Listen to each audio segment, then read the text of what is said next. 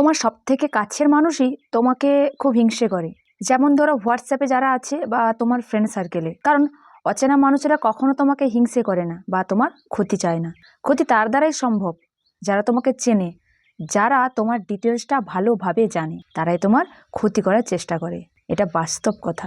ক্ষতি তো তার দ্বারাই সম্ভব যারা তোমাকে চেনে। ক্ষতি তার দ্বারা কিভাবে সম্ভব যারা তোমাকে চেনে না, তোমার বিষয়ে তেমন কিছুই জানে না। তাই এখনো সাবধান হয়ে যাও। ক্ষতি তোমার চেনা মানুষই করছে, আর তোমার চেনা মানুষই জানে ঠিক তোমাকে কোথায় আঘাত করলে তুমি ভেঙে পড়তে পারো, কষ্ট পেতে পারো।